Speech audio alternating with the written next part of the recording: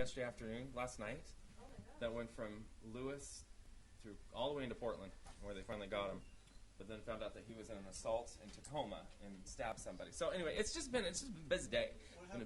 My daughter's friend got hit by a drunk, teenager yesterday or so, and broke ribs and broke her collarbone, smashed her whole car into another car. 3-day weekend. What happened yesterday? Yeah. Just on I-5. Because they had somebody pulled over. They had an accident on this side. They had somebody pulled over in handcuffs on the other side. Oh, I don't know. That was separate than what they called me about today. How many people do we have? 1, 2, 3, 4, 5, 6, 7. All right.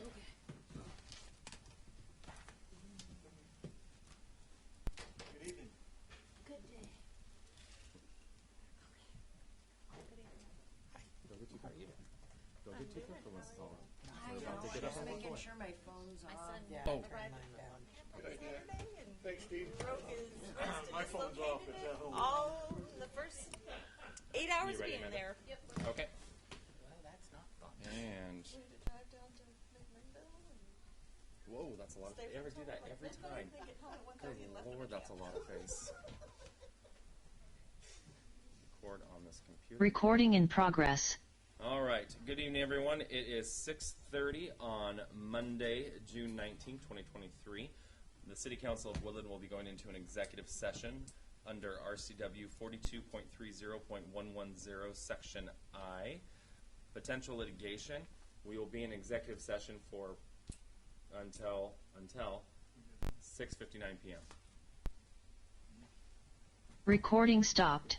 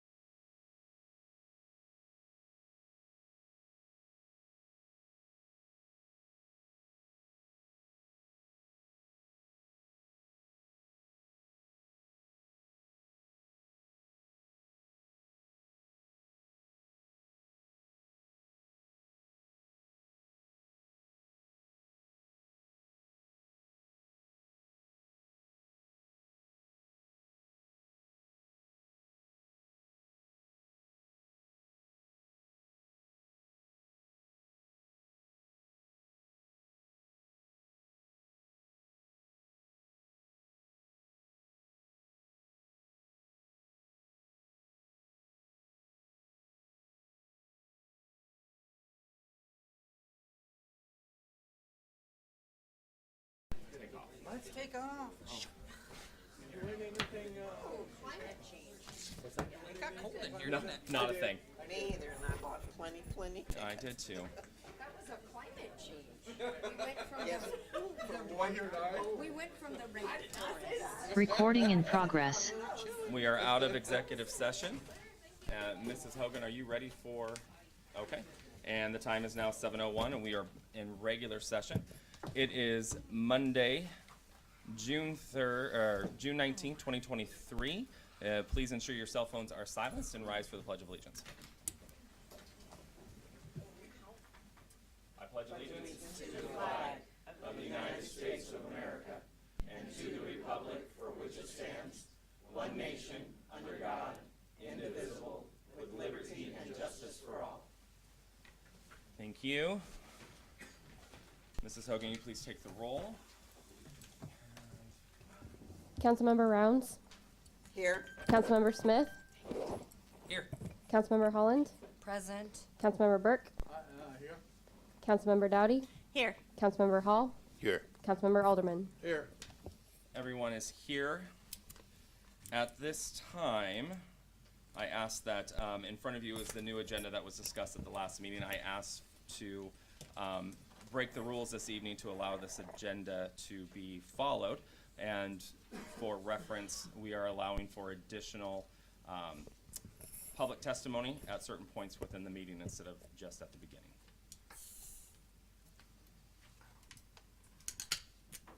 Need a motion for that? So what am I saying here? To Motion to accept Amend- the amend the rules? yeah.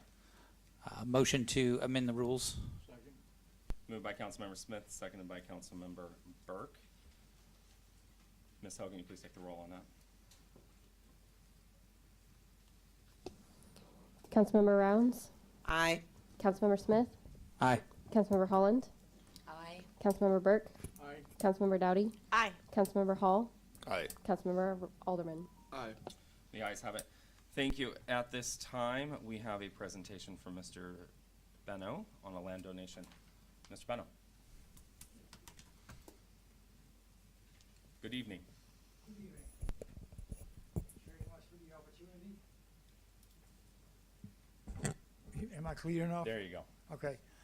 So, yes, I would like to talk about the donation that my wife and I were planning to give away to the city already many years ago. We bought this piece of property here right next to Horseshoe Lake Park in 1999, believe it or not. And the plan was to build a swimming pool on there. For a variety of reasons, that didn't happen. And the end result was that the YMCA backed out because a swimming pool is a drag on their, let's say, their typical cost fixtures on a daily basis, so they backed out. So then I happened to talk to the mayor a couple of years ago and talked about the possible splash pad on that property, which I would really like to see happening because it is a great alternative for a pool. I think the community will very much appreciate it. I think it is going to be a nice addition to the city. I think it is good for the kids, actually for any age, but mainly for the kids. So the city is planning to build a facility there, a splash pad. So I'm in full support for that.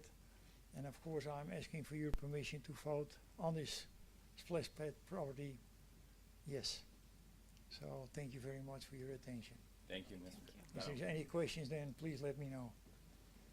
Awesome. All right. And for the record, if approved this evening's action item F, it will be called the Benno and Clausina Dowie Memorial Park. Correct. Yes. And I know that my wife passed away a couple of years ago, as you all know, but she would very much be in favor of this splash pad. There's no doubt. Okay. Awesome. All right. Thank you, sir. We Anything appreciate else? Thank Okay. you. you. I don't see. Thank you, Benno. Thank you.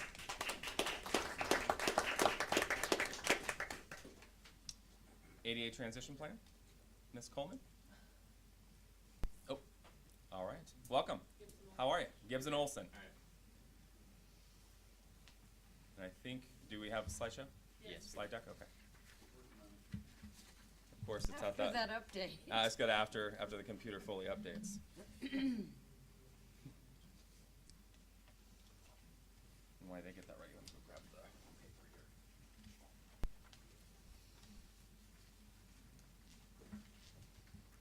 here.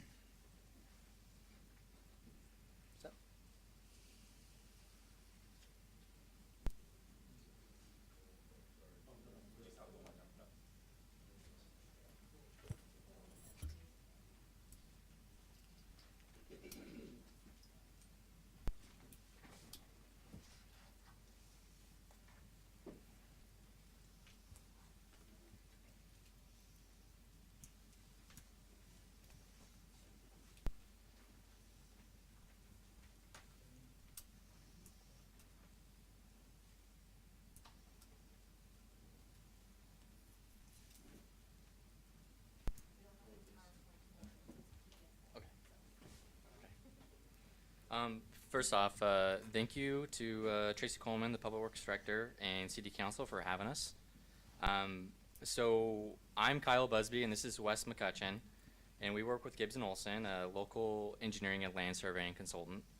And we're working with the city's Public Works Department to develop an American with Disabilities Act, aka ADA, transition plan. So this is part of the city's continued effort to provide access to all. And we want to share with you what an ADA transition plan is and get some public feedback, which there'll be some opportunity to at the end of the presentation.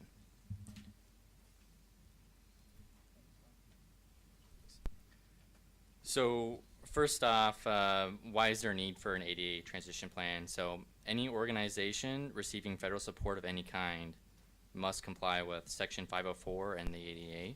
So Section 504 is a section of the Rehabilitation Act, which is a federal law that prohibits discrimination based on disability in programs or activities receiving federal funding. And the ADA was later passed, which builds on Section 504, and the ADA prohibits discrimination against individuals with disabilities in all areas of public life. So what does this mean to the City of Woodland?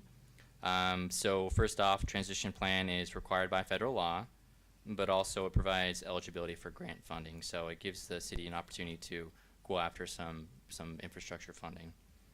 And what facilities matter to the city? So these are facilities in the public right-of-way, such as sidewalks, curb ramps, pedestrian crossings, as seen in the photo on the slideshow there. And then also on City of Woodland-owned properties, such as access to buildings, parks, parking, bathrooms, and other facilities. And so I'm going to turn the presentation over to Wes real quick here to talk about some of the technical aspects of the plan.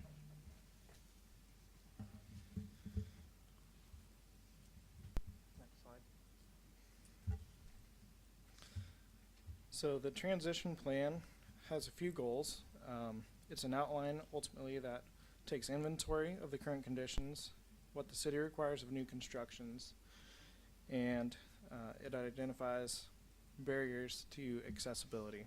Some of the barriers are curbs, steep slopes, missing detectable warning surfaces, heights of push buttons, and access to parks via path, as shown in the picture here in Horseshoe Lake. The city has standard construction details that address improvements to remove these accessibility barriers, and ultimately, we will help prepare a plan and implement that plan to remove those barriers. First thing we did was we went out and we did inventory of what's going on in the city right now. We looked at the city's standard construction details and the last 10 years of construction, all of which were in compliance with the ADA. The city inventoried all the sidewalks in 2022, and we continued that inventory by looking at the ramps and the pedestrian crossings. Some of the things we were looking for were that push button requirements were the right height, minimum walkway width, maximum slope requirements, and detectable warning surfaces were adjacent to the roadways. Then we looked at the public buildings and public parks. Things that we looked at there were entrances, parking spots, bathrooms, paths, and other things related to accessibility. Total, we looked at 421 ramps, 10 facilities, including this building that we're in right now, and 8 parks. So, how is Woodland doing? Out of the 421 ramps, 58% were compliant, which is actually well above average. So what we're doing is just going to continue to build on the good work that Woodland is doing. The technical requirements of the ADA are continuing to evolve, and so what might have been acceptable in the past might not necessarily be compliant today. On the left, you see a great example of new construction over on Lakeshore Drive, and you see the yellow surface is the detectable warning surface, which is part of the requirement. And then on the right side, you see an older sidewalk ramp, which has the diamond hatching and the concrete, which used to be acceptable but no longer is. We also noticed that there needs to be some maintenance done on a small portion of what's out there. You see a broken detectable warning surface on the left, on the right, a missing detectable warning surface, and there are portions that have grass overgrowing in the walkway and ramps. Question on that photo right there. That Okay. looks like exit 21. That is is. the state responsible for that, or is the city responsible for that? I don't know for sure yet. The city is still responsible there at the exit? Okay. Thank you, Tracy. So I'm going to turn it back over to Kyle so that we can get some public feedback. So we wanted to come here today and kind of let you guys know where we're at. We've collected all the data. We've completed an evaluation of Woodland's ADA standards and facilities, and we're at the point right now where we need to do some public engagement. And we want to get some feedback prior to drafting the report in the coming weeks. So we got a handful of questions for council and or the members of the city here. So first question, if you have an answer, if you want to participate, please raise your hand. And we want to know, what's your Woodland experience in the public right-of-way, sidewalks, curb ramps, or pedestrian crossings, etc.? I'll start with council. I already took the survey online. Do I have to do it again? Okay, I didn't want to double up on your answers. Anyone from the gallery tonight? I'll give an answer just off the top of my head. When walking, if I wanted to walk from the east side of Woodland to the west side of Woodland, if I was able to have a sidewalk to walk on that whole way, it would just feel connected. It would feel more finished. Does that make sense? Like, it's got a detail that, yeah, I'm going to be able to walk on a sidewalk the whole way, just about anywhere I need to walk that anybody would walk. Okay. And I think we've done a lot of work on that. It's come a long way. Anyone else for Woodland experience regarding ADA? Okay, you do that. Sir? I've noticed that a lot of the sidewalks, you'll see tire tracks and big trucks going around the corner. I wouldn't want to stand there. Lakeshore Drive intersection, the brand new one. I come out Buckeye. The first week, it's black on the other side thanks to the white temper trucks. Mr. Smith? Yeah, to touch on what Mr. Belisle was saying, it is tough to walk from the west side over to the east side, especially over to like Ace Hardware, over from that side of town, passing the corner store. It would be nice if there was some sort of sidewalk or something rounding that corner there, the sharp corner. I don't know if there's a way to put it on the side of the flood wall, because even if you put a sidewalk, it's still nervous walking that area. So it would be nice if there was a better path. It would just say to pedestrians, here you go. Yeah. Here is your safe. Okay. The one thing I've noticed, there's been a lot of stuff in the main areas of town.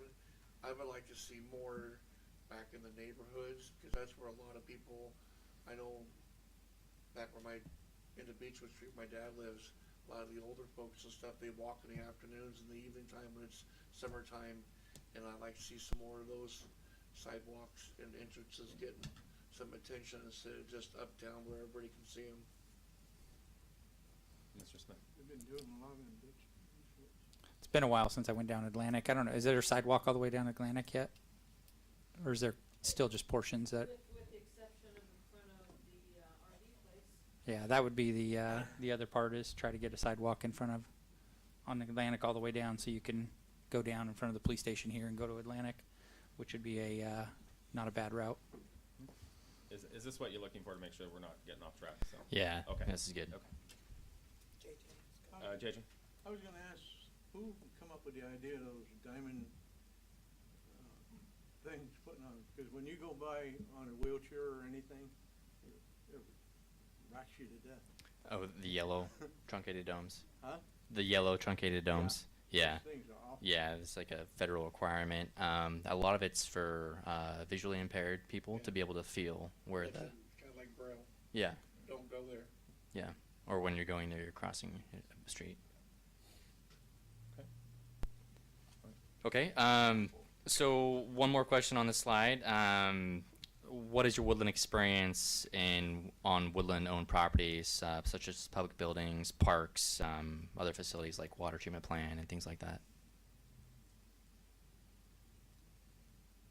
Anyone in the gallery? And I'll come back. Mr. Bowen. Was there ever a dock for ADA people to go out on to fish? They have on some of the rivers over on the coast, they got places for handicap deck, for instance, kids in wheelchairs and stuff like that to go out.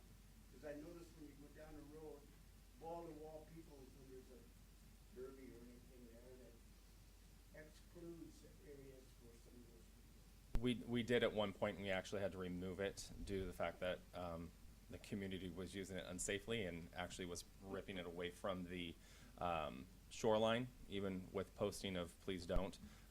It was an ADA dock for folks with mobility issues to go out there and fish, and we had to take it away due to the potential of children being hurt. So. Reserved area for some of these people then, because it seems unfair that they can't get to an area to do that, to do any fishing. I've just seen the joy of them in other places where they have access, where they're in wheelchairs or disabled. Understood. We'll put that back on the list. Okay. Okay. Mrs. Dowdy. I think that the parks have done a good job of providing a variety. I'm not sure, do we have any swings for, which Yep. parks are they at? Yep. Okay. That one right there. Okay. So yeah. Swings at the other little tiny one, Eagle. the other one over on the east side. And you got one on the east side. Not Eagle, but Eagle. Buer Park. Yep. All parks look clean. Yeah, they've done.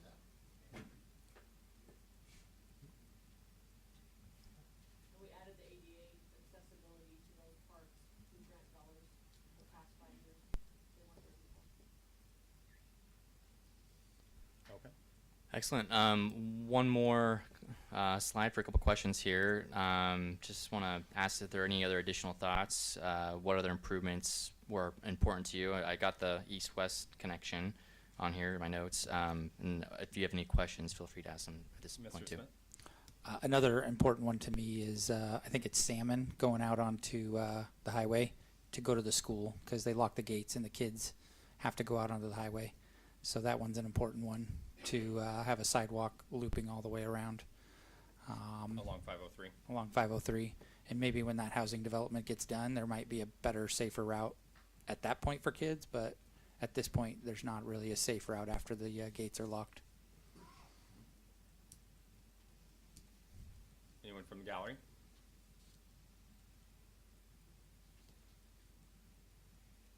Does the state have any responsibility on that 503 route? You would think so. Ms. Coleman, can you answer that? Yes, and actually I am working with WashDOT. I have been working Yes, and I am working with WashDOT and have been working with them for this last year. And when they go out and do their paving project in 2024, when they put that out for bid, we will be including that as part of the improvement to State Route 503, which will be sidewalks on the north side of the road. I just have a question. Mrs. Holland?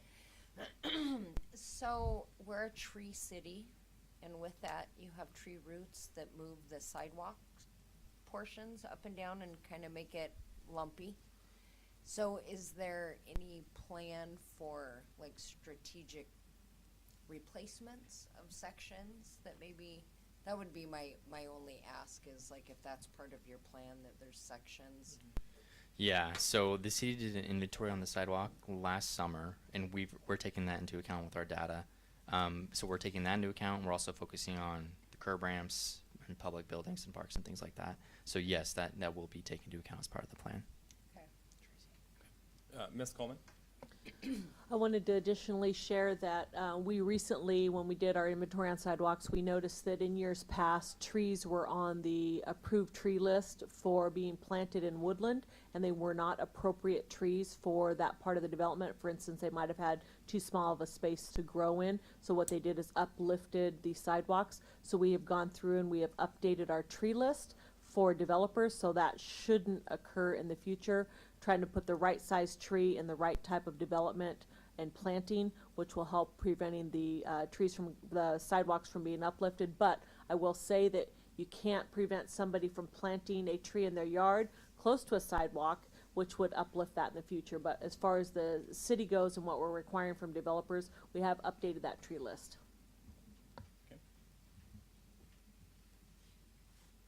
Anything from the gallery?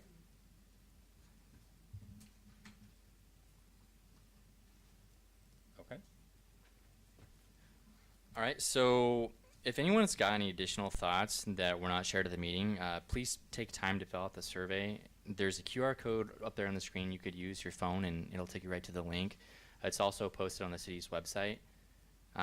So it's only 11 questions. It should only take about 5 minutes or so, but it's really valuable data for us to include as part of the plan. Share this with your friends and neighbors too, please. And just want to let you guys know too that we're planning on doing one more open house 3 weeks from now in the middle of the day on July 10th. So it'll be about during the lunch hour. So just want to thank City Council for your time again tonight, and thank you to Tracy as well. That meeting taking place in this facility? Yeah. Oh. Sorry. All right, perfect. Thank you so much for coming out this evening. Thank you. Thank you. What's that? Oh, we do have a question in the back, or one more comment in the back. Ms. Rao. On the survey, when I was on the website today, I thought it said the survey was closing on June 19th, which is today. It says July. Oh, okay. The survey is closing on July 19th, so we have about a month or so to get feedback. Perfect. Thank you. Thank you. All right. Let's see here. The time is now 7:24. We are moving into a public hearing regarding Woodland Bottoms Joint Planning Agreement. Item number 230075. Is there anyone in the gallery that would like to speak during the public hearing right now? The time is now 7:24. Sir, Mr. Fashing. And before you start, just one moment, Ms. Hogan, do we have a sign up or no? You want me to keep a different track here? I didn't see one out there for the public hearing. I was the only one on it. Oh, there is one out there? Yeah. Oh, I failed to grab it, and I grabbed this other one. All right, Mr. Fashing, go ahead. Thank you. Mr. Mayor, members of council, Bill Fashing, Director of the Cowlitz-Wahkiakum Council of Governments. Good to see some faces I recognize. There's a few new folks on council since last time I was here. Just wanted to make a couple quick comments on this item, and I'll be at the County Commission meeting tomorrow morning as well. The COG's a federally recognized economic development district. We're also a regional transportation planning organization as designated by the state of Washington. We're a regional planning agency as set up by our 31 members, including the city of Woodland. I just wanted to say tonight that I lost my place in my notes. This issue before you tonight impacts lots of people in the region, specifically in the Woodland area. It's an important opportunity for the city and the county to start to look at the bottoms a little bit differently, in a very positive way, hopefully.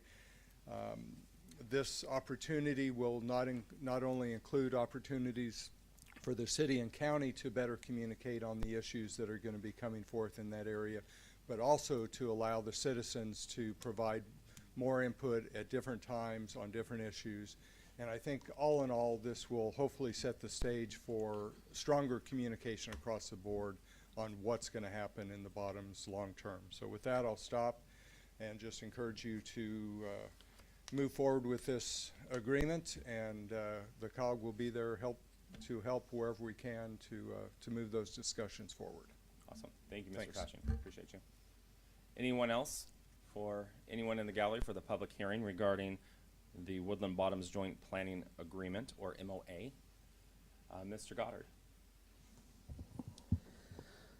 So for the record, my name is Travis Goddard. I'm the Community Development Director for the City of Woodland. And I appreciate Bill being here representing the COG, because I would like to point out that the COG has spent some money doing a preliminary look at the need for a third bridge into the Woodland Bottoms. And I think it recognizes that there are issues from a transportation discussion that needs to be brought up. And they invested some money in an initial look at that. And I think one of the conclusions was, until we have a conversation about what's going to happen in the bottoms, that they really can't go much farther in doing that transportation analysis.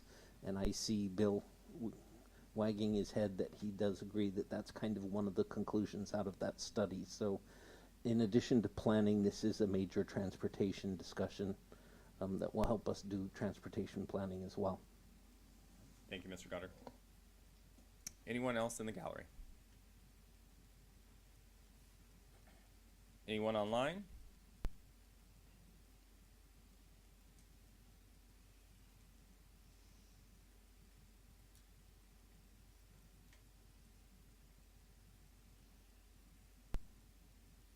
All right, the time is 7:28. We are out of a public hearing. Moving back to the agenda. At this time, we have citizen communication for items not on the agenda. Attached to your sheet this evening is an email from Mrs. Johnson regarding impact fees. Mrs. Johnson, did you want to speak to that this evening? I think that's on the agenda. Oh, you want to speak at that time then? Yeah. Okay. You covered a bunch of different impact fees, and we're just looking at park today. So, okay, sounds good. We'll wait and bring you up then. So with that, we have Whitney Brown. No, She does want to, I think. right now or later? Well, later on that issue, but I've got two other issues. Oh yeah, I'm sorry. That's okay. Well, we'll move you down, but Miss Rabb, we'll start with you.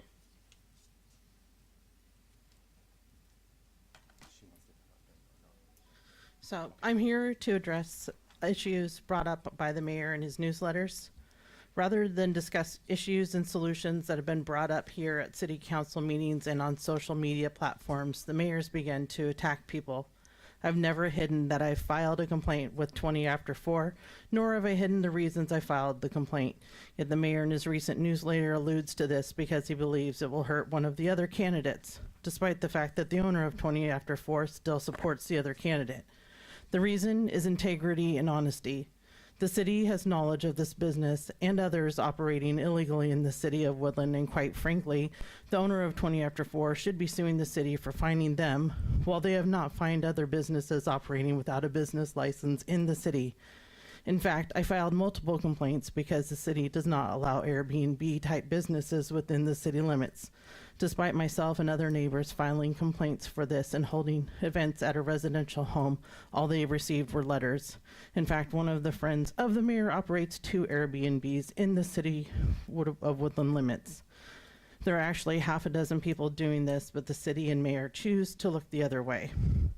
There have been complaints from both the mayor and the city council regarding the release of public information requests Yet 2 days after a Woodland police officer filed for his candidacy for mayor, the mayor, through his candidacy email, requested the following: complete training record, any and all documentation regarding discipline, any and all emails, text, internal, external forms requesting training and associated costs, any and all requests, email, internal/external forms requesting expenditures, either for departments or self from or for the candidate.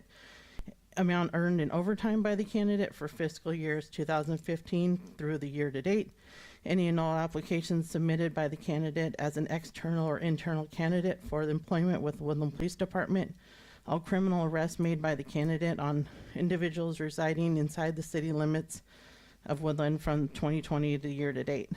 This seems unethical since the mayor also oversees employees.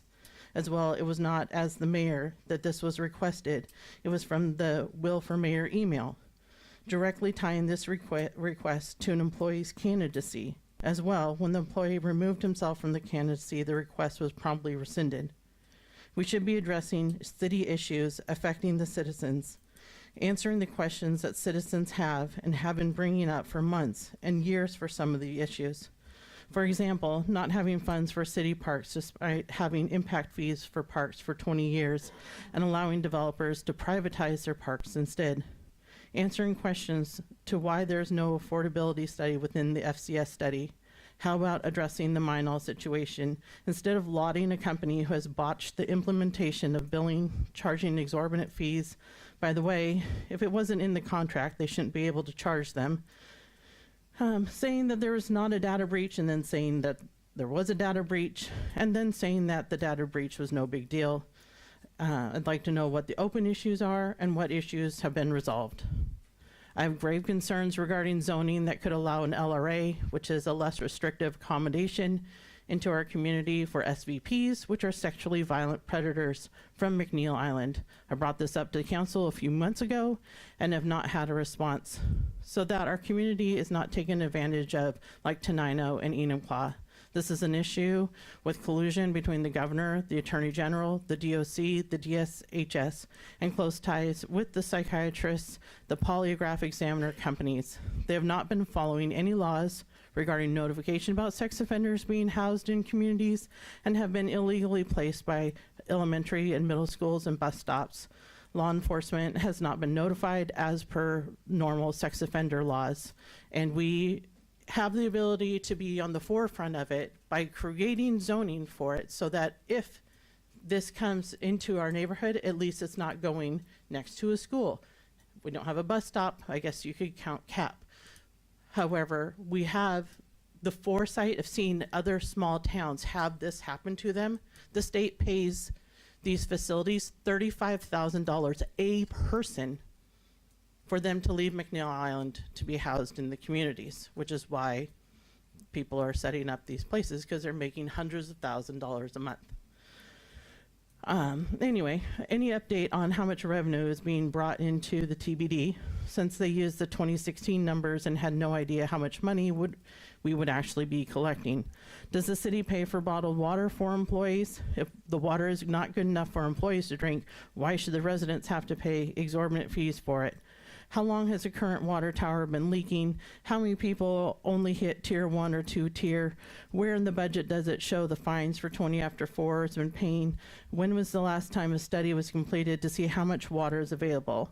With the possibility of meeting the current growth management early, as well, do the old studies take into account the influx of building homes upriver in the county and affecting the recharging of the aquifer? Thank you. Thank you, Ms. Rabb. We'll do our best to get you some answers through an email, because there was a lot of them, a lot of questions there. As far as the TBD, I can tell you that collection hasn't started and won't start until July 1st. Once we have a better understanding, we'll be able to provide a number for you. Mr. Blisle. Good evening, and thank you for having me speak. First of all, I wanted to say it looks like somebody's setting up camp in Gorick Park. So we want to check that out. Next off, I wanted to thank everybody for coming to Planners Days. It was a blast. And if anybody would like to get involved with the planning of that, we would love to have your help. it's a lot of work. I'm still not recovered from it. And if I could do anything about the rain, I would. Otherwise, everybody said they had a stellar time and has ideas for little changes to make it even better next year. Awesome. We had a great time. Thank you. Thank you for all the hard work and that you and the committee did for the city. So thank you very much. Absolutely. Good job. And I'm not surprised you haven't recovered yet. It hasn't even been a full day. Mrs. Johnson.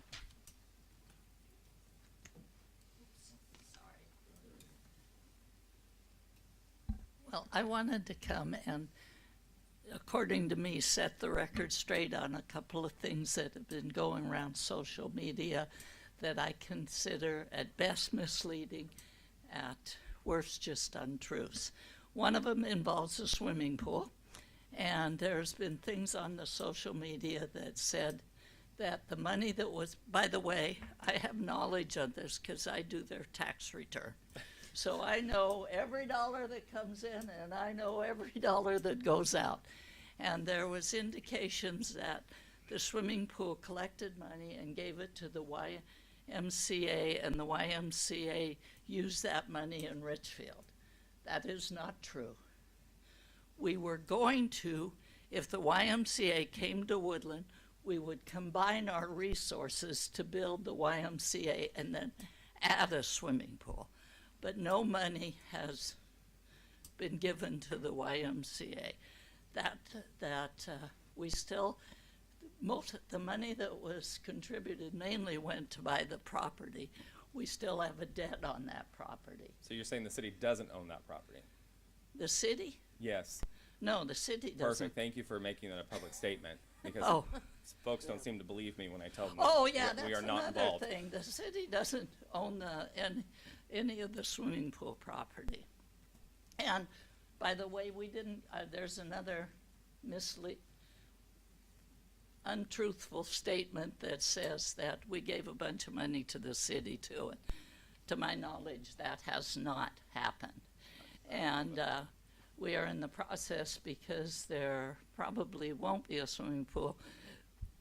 Something should come out shortly on what's going to happen with the property, and I think everybody in Woodland will be very pleased, at least if what I think is going to happen happens.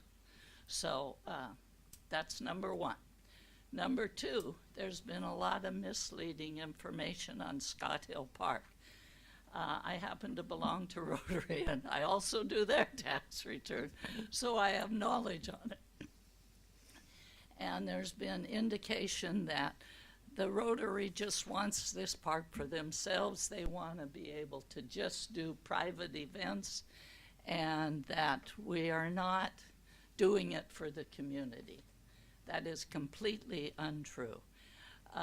The reason we haven't allowed public use was explained by Gibbs and Olson on when they're talking about handicap. We have not finished the handicap parking, and that until that gets done, it cannot be available for public use. It can be available for a private thing, and the only really private thing that Rotary has done is to get people up there to see how much has been accomplished. And we were hoping that when people see how much has been accomplished, then we'll have more contributions that will come in, and we'll get further along. I did apply for, or Rotary applied for a grant, and we got with the state of Washington, and we got like 300 and some thousand, and with that we can finish the parking area, including the handicap part. And then we have one multi-purpose park that then we can allow to be used as soon as we figure out who's got the insurance and stuff like that. That to me is minor, but you cannot do, we have used state money, and I think the state has the same requirements on handicap accessibility as the feds. So until we get that issue handled, which should be this year. We could. Also, there's another area that I'm going to go after a big donation, and if we get that big donation, Rotary Board's going to discuss, do we do the soccer fields, or we do the ball fields, or we do, you know, some of each. We've gotten a lot of requests for the ball fields more than the soccer fields, but I don't have either the authority or anything to say what we're going to do. But if we get the amount that I'm asking for, and I wouldn't ask if I didn't think there was a good possibility of getting it, then we're going to have a park before we know, and it's going to be the whole park. And that'll be so beneficial for the entire area, including all the businesses and everything. It'll just be awesome. And for those who came up to the kind of the showing of what we've done so far, a lot of people look at it and say, well, gee, you spent $3 to $4 to $5 million, and all I see is one ball field. Well, what you don't see is what's under the ground. And under the ground is way more expensive when you're doing parks and when you're than what's above. And so I'm just really hopeful that we'll get it, and I hope that me coming here will get publicized that this isn't a Rotary Park, it's a city park, and it'll be so awesome when we can use it, and it's coming soon. It's coming soon. Thank you, Mrs. Johnson. We appreciate the update and trying to clear the air there. Yeah, thank you. Anyone else in the gallery for items not on the agenda? Yes.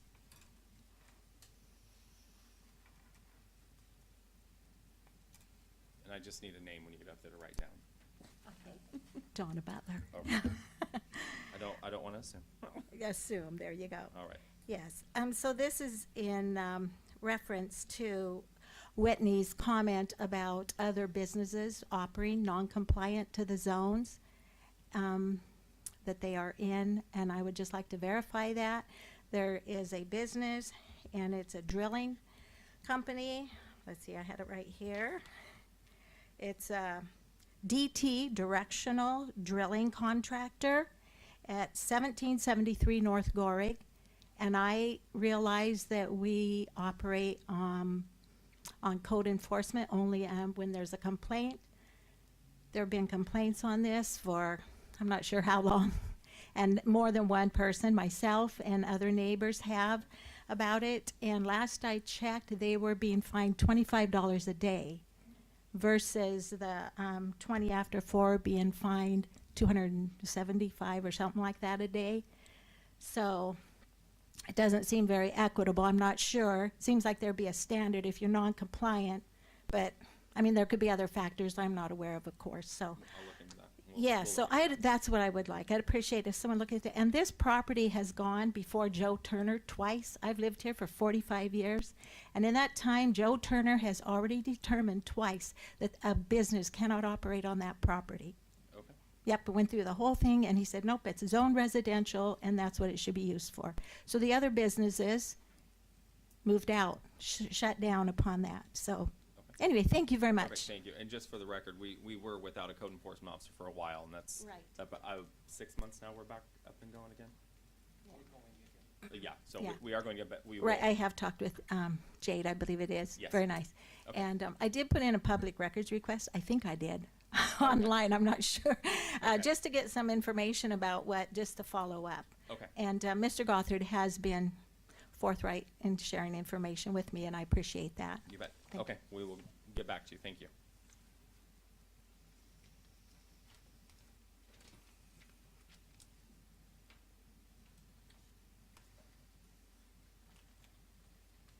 Anyone else in the gallery for items not on the agenda? Mr. Dubey.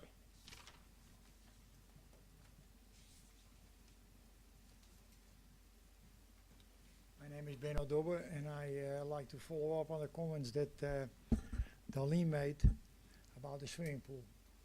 And I am one that knows very much about it. I've been working on it for more than 30 years, and I know where the money went.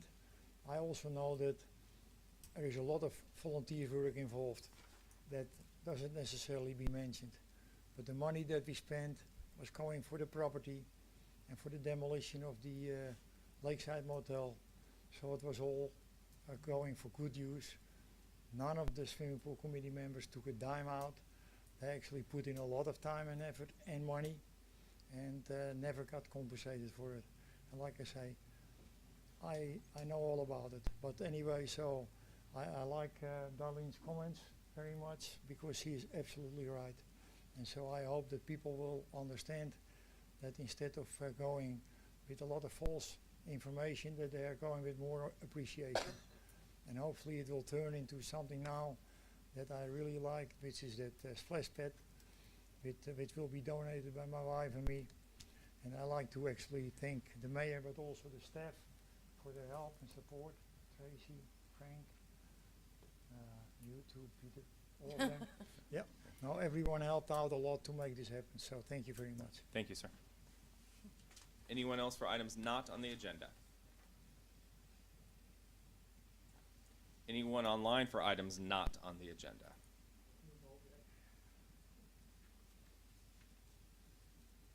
All right, seeing none, moving on to the agenda itself.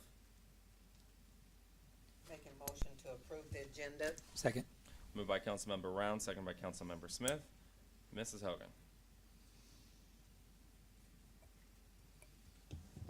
Councilmember Alderman, Aye. Councilmember Hall, Aye. Councilmember Dowdy, Aye. Councilmember Burke, Aye. Councilmember Holland, Aye. Councilmember Smith, Aye. Councilmember Rounds. Aye.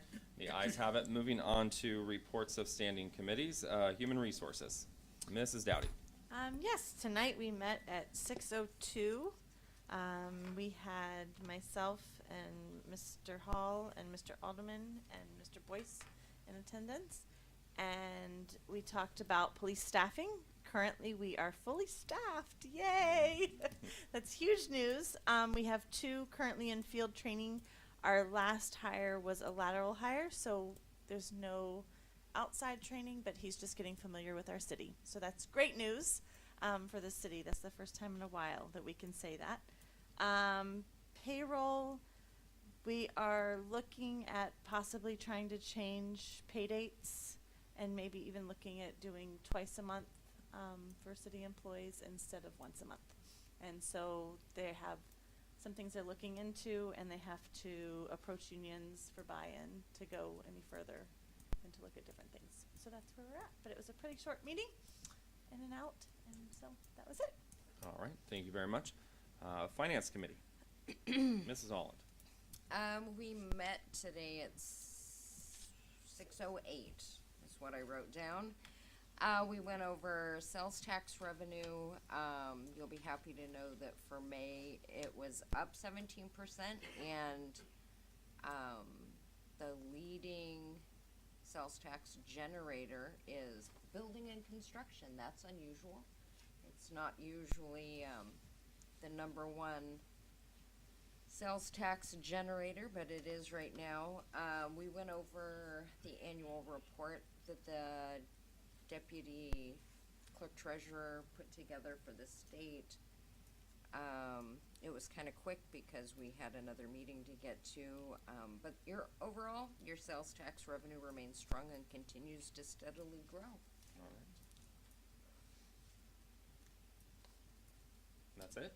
That is it. Okay, perfect. Thank you very much. I mean, that's good news. I didn't know if you had more. It concluded. I think we're probably not going to have meetings the next couple of months. Mrs. Anderson will be on vacation, I think, on our normal meeting day. Okay. So we'll get information and we will have vouchers presented to council, but I don't know that we're going to physically meet. Okay. More of a Zoom on an alternate day. Okay. Correct. Perfect. Thank you. Reports of City Council.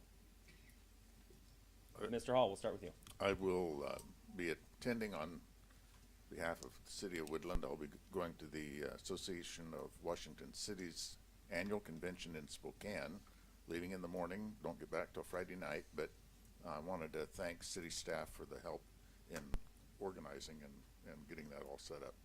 Appreciate that, and I'll give you a report when I get back. Perfect. Thank you. And thank you for representing. Mrs. Stout. I think Planners Day was awesome. I went to the library groundbreaking, and that was really cool to see and hear all of the different people speaking. What was really exciting to me was they said, you know, by the end of next summer, fall, to have the doors open. And that was like, oh, celebration. It wasn't just, okay, we're breaking some ground. So it was really cool to kind of hear a date. But Planners Day was really awesome I think it was great weather for the parade. Not super hot, and the rain held out for the parade, so that was great. And saw some cars from afar, but overall just fantastic job. So great job, and I think it was awesome for the city to come together and enjoy. And then also I wanted to give a shout out to our fire department. They came out for the middle school field day for the 7th and 8th grade time, and the kiddos loved being sprayed with water and were drenched. And my sons are in 8th grade and just have lots of pictures to show me of how wet they got with their friends, and thought it was the coolest thing. And last year they did 5th and 6th grade, so they didn't get to do it last year, so it was kind of cool to see the older kids get to enjoy what the younger ones did. So it was an awesome experience for them. Nice. Mr. Smith? I think the fire department did field day for all of the schools. Just thank you for that. I know my kids really enjoyed it, and I think the police came as well with the most important officer, Bolo. Yeah. we do have Chief Nora in the back with Clark Cowlitz Fire and Rescue as well. So good job. I'll just keep moving my way down the line here. I just wanted to say that I attended Planners Day also. A lot of different things going on.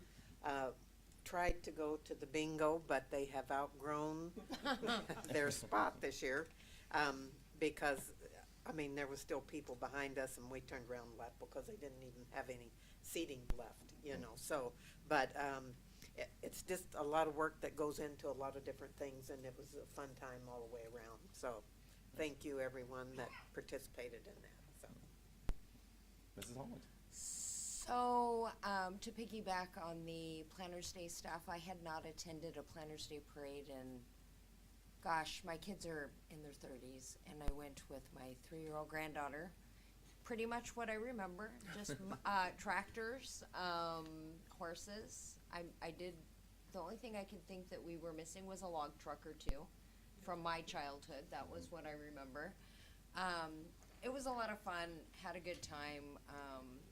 Charlotte enjoyed herself. I appreciate all the hard work that all the Planners Day people put into everything. The new Miss Woodland is adorable.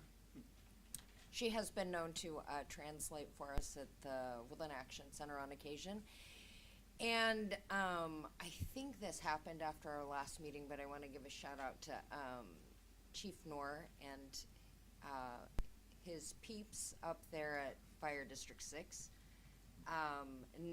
my neighbor building at work caught on fire, and 7 businesses are no longer with us. So that was kind of crazy. That happened at like 10:30 at night, and I happened to work really late. So there was like, I think 8 or 9 fire trucks there to put that out, and they were able to contain it. So it did not go out onto the freeway. It did not spread to many, many, many other businesses in our industrial park. So that was kind of an interesting scenario to happen, and I appreciate all the hard work and the quick response time. It was pretty interesting, the feeding frenzy afterwards with the media and people wanting to looky-loo while the fire marshal was in there inspecting. So that was kind of interesting. But we have an amazing fire department around here, and I don't think they get enough credit. But that was up in Salmon Creek, and it's all the same team. And yeah. And they barbecue well too. They do. Yes, they do. All right, thank you, Ms. Hall. Mr. Also Burke? went to Planners Day after running it for 17 years. I thought it went very well. I did go to the several events, but I did do the bingo deal, and it was packed. There was people sitting on the floor with cards, and I know one guy who had I think he had about 12 cards, 14 cards playing there, and he won. Nice. But lots of prizes and everything. If you haven't made a bingo, the next one is November 23rd, I think it is, which is Turkey bingo. yeah, turkey bingo. I was trying to think of the date, but anyway, good job. Thank you. Did a great job. I too did Planners Day this year. I am still feeling the effects from Planners Day this year. I walked the total route twice with a bad hip, but it was worth every minute of it. To see all the people out, absolutely amazing. Seen some people I haven't seen for a lot of years. Seen some people I went to school with I haven't seen in a long time. I think you did an amazing job. Seeing all the faces and everybody having a good time. Everything that I went to. Of course, I didn't go out Sunday because I was staying out of the rain. We'll just say it was rain. But everything I went to Saturday was a hit. Very well organized. Even down to the beer garden, where we went down to the beer garden, volunteered down there. Everything was like clockwork. The cruise was like clockwork. Absolutely phenomenal job. Thank you very much. So you say you're going to volunteer next year? Yes, I will. No problem. All right, thank you very much. And with that, Chamber of Commerce. Mrs. Swire, welcome. Thank you for being here this evening. So I'm Carrie Swire, the Executive Director for the Chamber. Happy to be here. I did participate in Planners Day for the first time in a long time with my golden retriever, Hudson.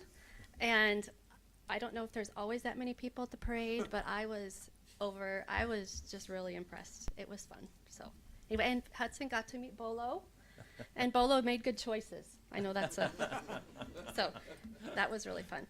I'll just give you a brief update. Our visitor center continues to get about 5 to 8 visiting, I'll say, groups a day. I haven't seen a huge increase yet in summer, but now that school's out and maybe people are going to get out more. Hopefully, yeah. We're fully staffed, and I have 3 young men that are doing a great job there, so we're having fun. I'm starting to do some cleaning at the visitor center, going through records and just basically stuff that's been accumulating for a couple of decades, and that's going really well. So I would invite anyone, of course, as always, to come visit, and you might see a difference in the coming months. We are also in that inventory kind of looking at the flyers and business cards and things we have in the visitor center area versus more the chamber office. So if businesses have new flyers or if you have updated business cards, we're just finding a lot of things that are maybe a little outdated. So bring them on down, say hi. As far as the Chamber of Commerce, we are electing a new board member on our board meeting on Tuesday, June 27th. That will be filling the position left by Amy Gibson last month. So we have been accepting nominations for that, so hopefully we'll get someone new in there soon. We are in full swing getting our golf tournament underway. That is scheduled for Friday, August 25th at Lewis River Golf. We've already got lots of teams signed up. I want a packed course that day, so please get a team together. It'll be a lot of fun.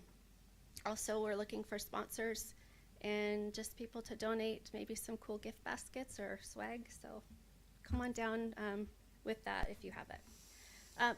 Cool news for new members. Right now we're having 50% off our 2023 memberships, so if you're not a member of the Chamber, consider joining. It's a lot of fun, and we'd love to have as many members as possible with us. Just a side note on our chamber meetings, Tuesday, July 4th, we won't be having a chamber meeting because of the holiday. So that's all I have. Tomorrow we are having a chamber meeting at the Oak Tree. The guest speaker will be Kevin Fisher from Columbia River Mental Health. It should be a really good presentation. Nice. All right. Thank you very much. Thank you. Thank you for spending some time with us this evening. Appreciate you. Moving on to reports of myself and Mr. Boyce. I too had a very busy weekend with planner days. I hosted a table with some informational boards, so thank you to the team over at the side here. Down at 100 Davidson, had an opportunity to speak with a number of community members to include county, and a lot of it centered around transportation. So it's nice that we have a lot of engagement when it comes to that, and hopefully we see some folks as these open houses go forward. And with that, I'm going to keep my short. My reports are attached. Mr. Boyce.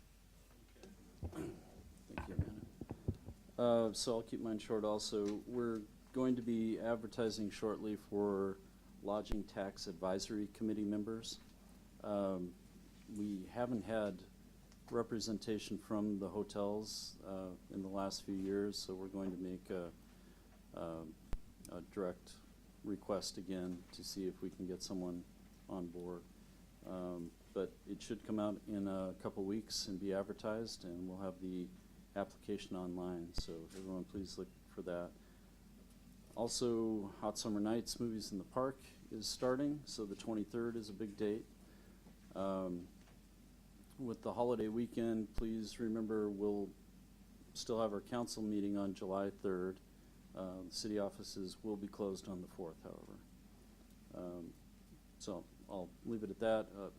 I guess I should let you know we're still attempting to get our air conditioning fixed at City Hall, so hopefully we can get that done soon, but the weather's cooperated recently, so we'll keep you advised.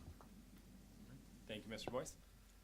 And with that, the change in the agenda to allow for public comments for consent items will be taken before the council members take a vote on those items. So at this time, if there's anyone in the gallery who would like to step forward to comment on the consent items, now is your opportunity to do that.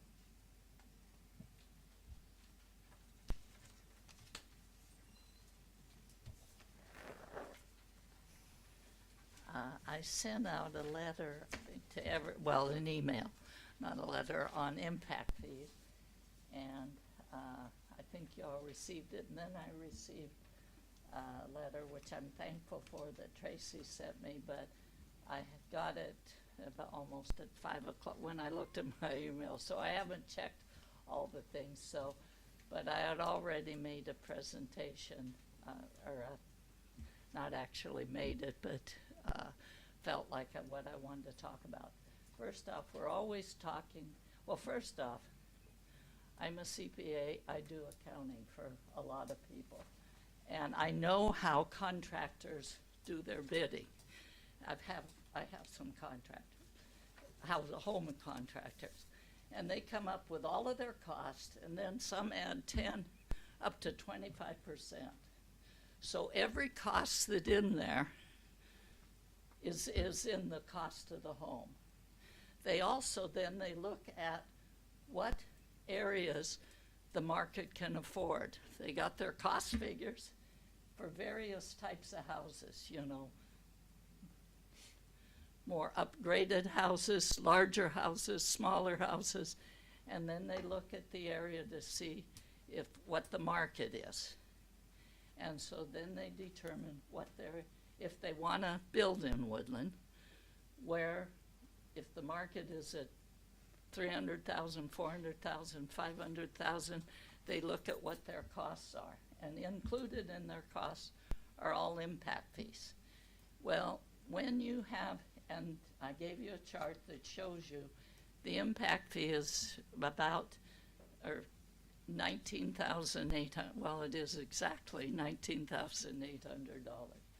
And what people do when they're going to build a house, they look at what they can afford per month. So I gave you a monthly charge at 5%, 6%, 7%, and 8%. really you gotta pretty much look at the 6 to 8%, because that's what it's gonna be. So if you got 19,000 and it's at 8%, you know, it's almost 50,000 that you're costing that person over the life, because they finance that. And I've heard it said, well, it's just the market that does it. To me, that is a very misleading statement, and that when the market goes up, the developer is just going to make more money, so they might as well pay the city. That is also a misleading statement, because people in business, first off, if they can make a nicer house for the same cost, because they don't have all the impact fees, the person actually gets a better house for that. And that's what I thought we wanted in Woodland, people to get houses and make them more affordable. It's inconceivable to me to think that council or the city can think that they're going to help with affordable housing by raising impact fees.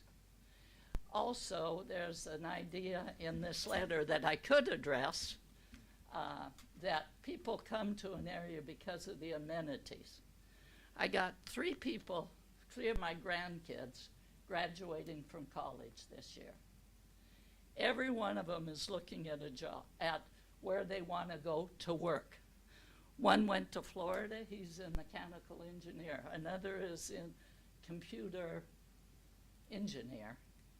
And he's in California because that's where the jobs are. You go where the jobs are, and then you look at the amenities. So one's in Florida, one's in California, and another is in finance, and she's going to be in Boston. So then I said, well, that's college education kids. What about blue-collar workers? We own a truck line. 5 of our truck line drivers came in after this was written. So I asked each one of them, if you were looking where you wanted to live and you decided Woodland Truck Line sucks and I want to get out of here, what would you do? The first thing they do is look at where the jobs are and what they pay. Because when you look at amenities, many people are willing to drive to go to it. Well, first off, we have the best natural amenities anywhere in the country. We've got upriver, we've got, right in Woodland, we have Horseshoe, we have people coming here to go there. And so we do have a lot of natural amenities, just naturally. But people are also willing to drive to the beach. But there's a big difference between driving to your work every day and with the cost of fuel, you're going to want to live as close as you can to where they have the kind of job you want that pays you enough money to afford to live there. So, you know, and I've got some ideas on helping with industrial development also. But so first you look at whether you're college educated or whether you're blue collar or anywhere in between, you're going to want to have a good job. And that's the main thing, not all the amenities.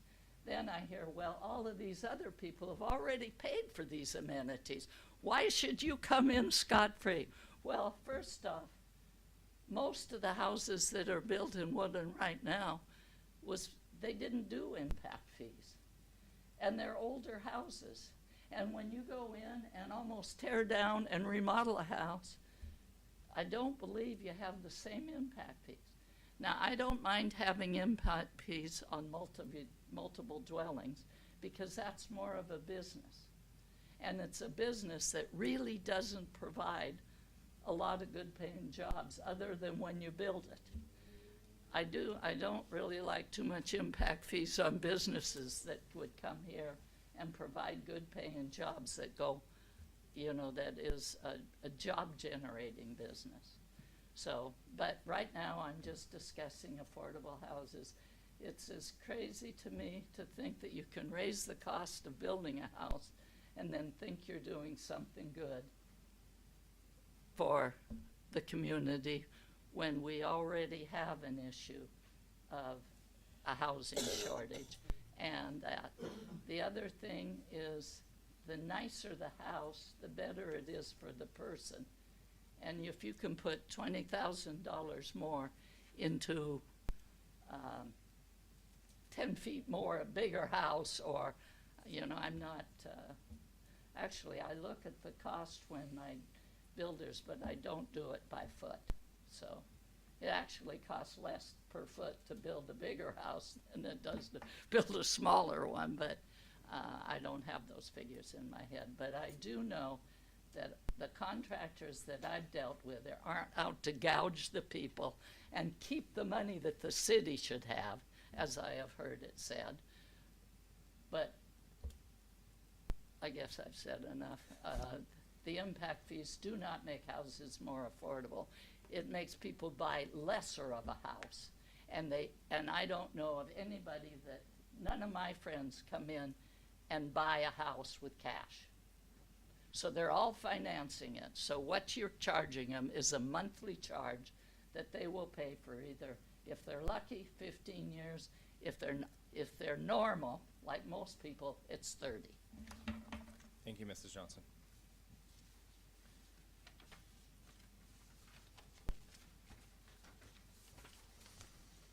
Anyone else for public comments for consent items?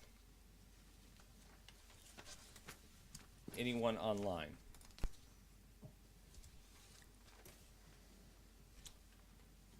All right, at this time we've come to consent items D and E. Motion to approve consent items. Second. Moved by Councilmember Dowdy, seconded by Councilmember Smith. Mrs. Hogan, you please take the roll. Councilmember Hall, Aye. Councilmember Burke, Aye. Councilmember Rounds, Aye. Councilmember Smith, Aye. Councilmember Holland, Aye. Councilmember Dowdy, Aye. Councilmember Alderman. Aye. The ayes have it. Moving on to action items. Before each action item, we'll ask for public testimony. If you would like to get up and speak, that will be your opportunity. Action item F, authorize mayor to sign memorandum of understanding between Mr. Benno, AP Doba, and the city of Woodland. Is there anyone in the gallery who would like to speak to action item F? I can do it, Mayor. I agree with him. Thank you, Mrs. Johnson. Anyone else for action item F? Anyone online for action item F? Seeing none. Action item F, authorize mayor to sign memorandum of understanding between Mr. Benno, AP Doba, and the city of Woodland. Motion to approve. Second. Moved by Councilmember Dowdy, second by Councilmember Rounds. Councilmember Dowdy. I just think this is a great opportunity for the city, and I just thank you very much for donating this to the city. Councilmember Rounds. I agree. Further discussion? Oh, Mr. Smith.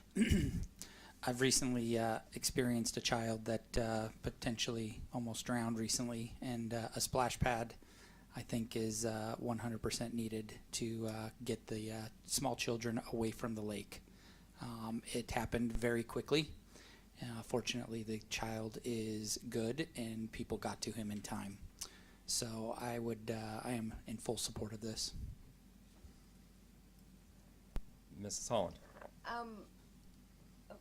I think this is an amazing opportunity for kids to have something that,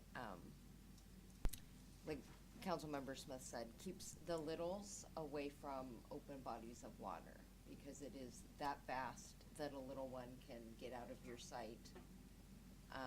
And this is something that's accessible for kids with mobility issues. I mean, grandmas can hang out in the splash pad too.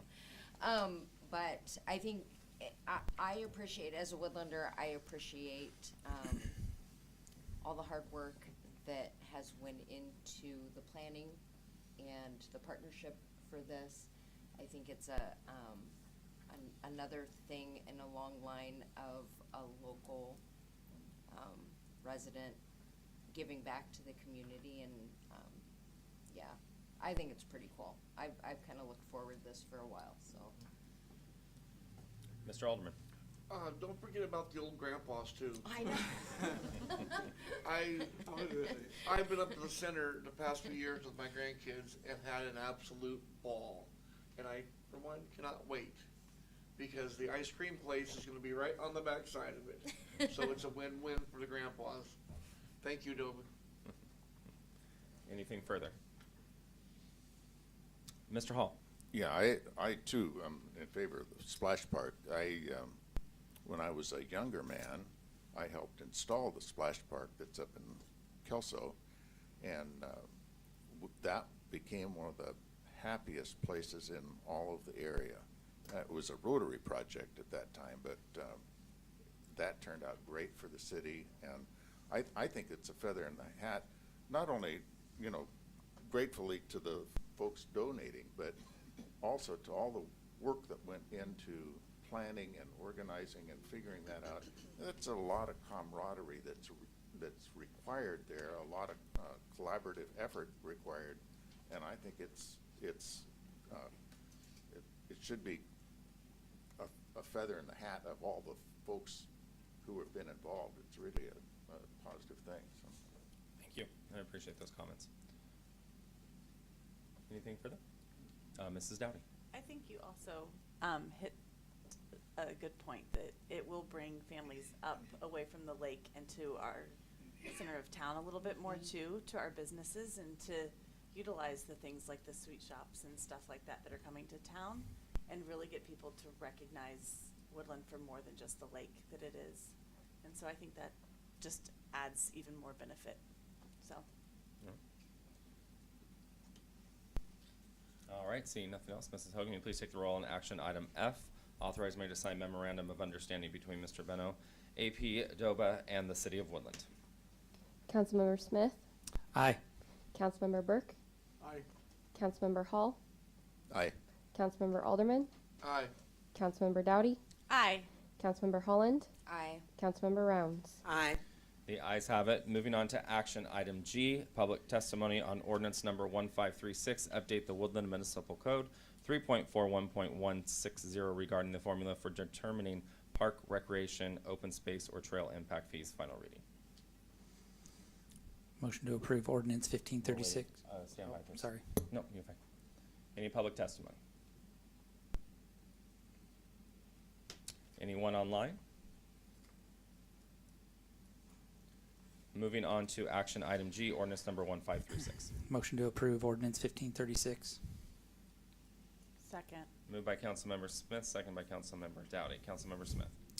I appreciated the testimony from Ms. Johnson. It sounded, to me, it reads that this is actually lowering it for single family and increasing it for multifamily. That's the way I read it. Am I reading that correctly? Yep. Okay. Mrs. Dowdy. I was going to say the same thing, that this is actually just balancing out our multifamily units that are in the area and kind of giving a break to our single family homes. So I think this is good for the city. Further discussion? I would like to move to postpone the vote on this for a month. I'll second. Move to postpone action item G, ordinance number 1536 by Mr. Hall, seconded by Councilmember Rounds. Mr. Hall. The notes on this indicate that we have not reviewed our impact fees since 2005. That's 18 years ago.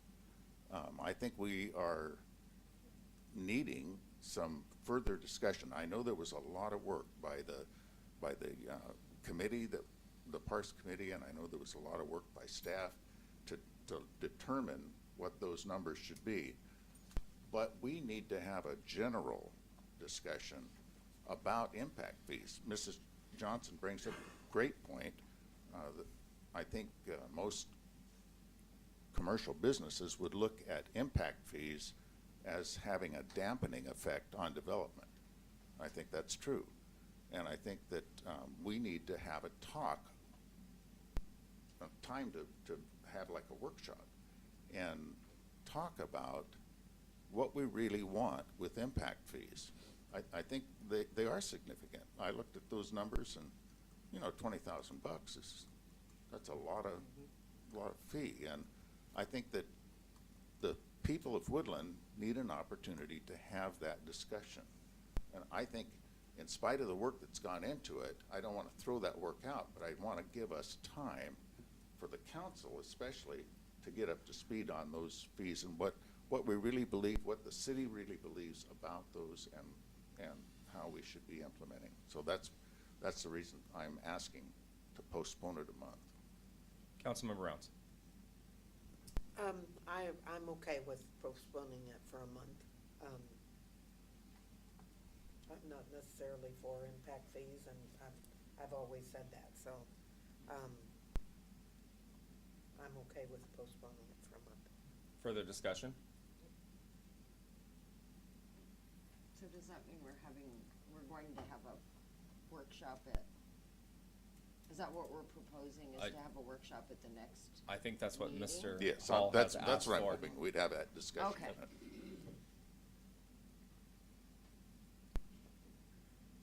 I'm okay with a further discussion on it, always.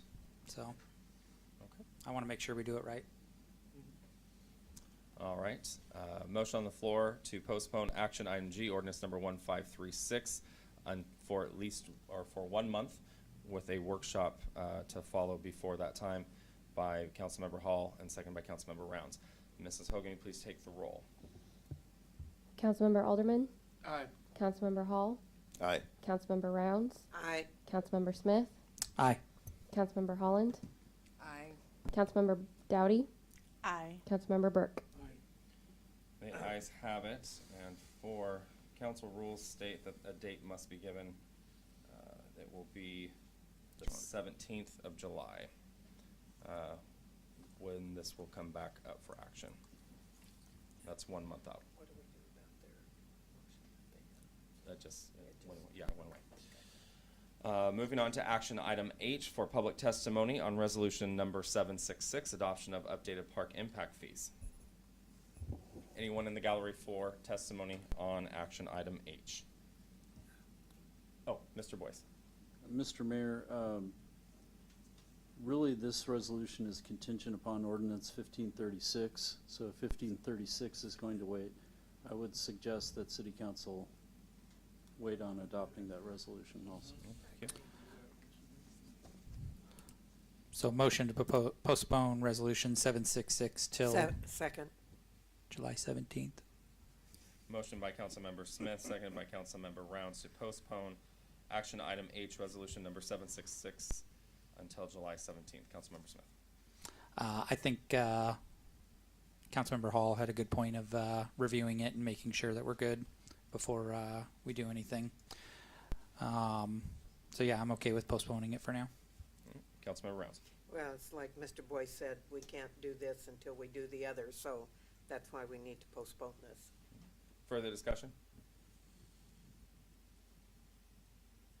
Seeing none, Ms. Hogan, will you please take the roll on postponing until July 17th action item H, resolution number 766?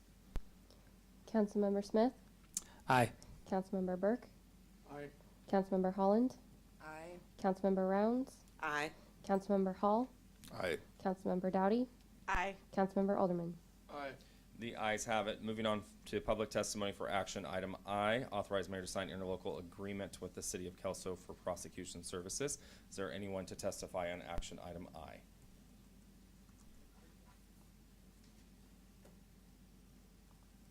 Anyone online? Seeing none, moving on to action item I. Motion to approve, to Second. authorize mayor. Go ahead. Moved by Councilmember Dowdy, seconded by Councilmember Rounds. Councilmember Dowdy. I just think it's great that we're working with another city on this. Councilmember Rounds. I agree. Further discussion? Yeah, I'd like to comment on this. This is not an average document. This thing is really a significant amount of work. This thing has gone on for months, and there's been a great deal of investment in it. We've had collaborative effort from staff and and really the leadership of our mayor to get this done. We've got the county here, we've got the council of governments. there is a lot of collaborative effort that's gone into this, and it's not just a document. It's a future of Woodland. It's an excellent feather in my thinking to the accomplishments of this particular administration. I think this is one of the great things we've done. This is a good step forward, and I think I just like to publicly say thank you to our mayor for the leadership on this, and for the people that have participated from county and others, our planner, everybody. And this thing has gone over and above, and we've had to work out a lot of details. So, Mrs. Rounds. Mr. Hall, I think you're talking about the next one, which is action item J, which is the agreement that between the Bottoms and the county and. oh, I am. I am. jumped the I gun a little apologize bit, for that. yeah. No, I'm talking. I So, want to. at least we know how you feel on that subject. That's all, so. those are my comments, all on the Yes. the other agreement that we're talking about. But prosecution, I'm fine with. It's another collaborative Yes, effort. yes. I'm the one that's supposed to make those decisions. Hey, I think I'm the oldest guy here, so I should get some credit for that. Any further discussion on action item I, interlocal agreement with the city of Kelso for prosecution services? Seeing none, Mrs. Hogan, please take the roll on action item I. Councilmember Rounds, Aye. Councilmember Dowdy, Aye. Councilmember Alderman, Aye. Councilmember Hall, Aye. Councilmember Burke, Aye. Councilmember Smith, Aye. Councilmember Holland. Aye. The ayes have it. Moving on to action item J for public testimony, Woodland Bottoms Joint Planning Agreement. Anyone in the gallery for testimony on action item J, Woodland Bottoms Joint Planning Agreement? Anyone online? Seeing none, moving on to action item J, Woodland Bottoms Joint Planning Agreement. Make a motion. Second. Councilmember Rounds, second by Councilmember Dowdy. Councilmember Rounds. Well, I have to refer to the comments that Mr. Hall made. That, well, no, I said I'm it all. serious, that there has been a lot of work gone into this by both parties and the staff, and I think it's a wonderful thing that we're finally getting together and trying to work collaboratively, and that was hard to get that word out. But anyway, I think it's a very good thing, so. Councilmember Dowdy. This is one of the first things that I've kind of seen from the beginning, and as it's grown, like, to kind of see it come to fruition, I'm kind of excited about being through the whole process since I took on this position. So I'm excited about it and really glad to have that collaboration with Cowlitz County. Further discussion, Mr. Thank you. Alderman. I think, again, I just want to echo them. I think it's a huge step getting support from the county, even acknowledging us down here at the south end, because it hasn't always happened. And it's a great first step, and I hope this continues for a long time to come, because the Woodland Bottoms has a lot of things to offer for everybody if it's utilized the right way. And I'm totally glad to see a joint committee having a say so, or having, at least accepting ideas from both sides. Thank you. I agree. Thank you, Mr. Burke. What more can I say? I was going to ask Ms. Hogan to read back.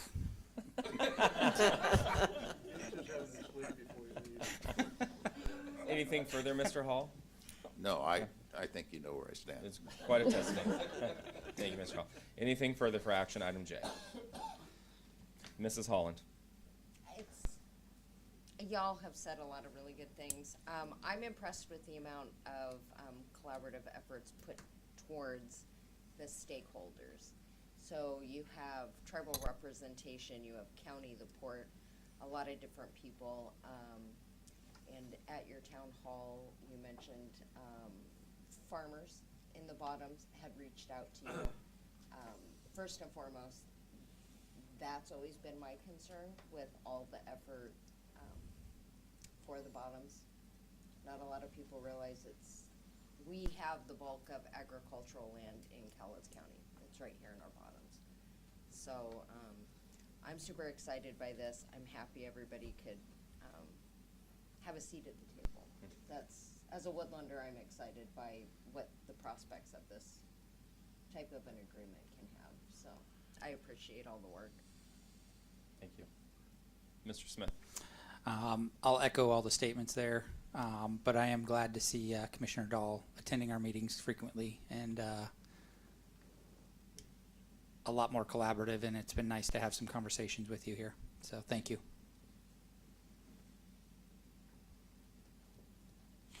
All right, seeing nothing else, Ms. Huggins, please take the roll on action item J, Woodland Bottoms Joint Planning Agreement. Councilmember Smith, Aye. Councilmember Rounds, Aye. Councilmember Burke, Aye. Councilmember Holland, Aye. Councilmember Dowdy, Aye. Councilmember Hall, Aye. Councilmember Alderman. Aye. The ayes have it. The time is now 8:31. We are moving into a workshop discussion brought forward by Councilmember Dowdy with the contract surrounding Minol. And I believe Minol is online in case there are questions this evening. Is that correct?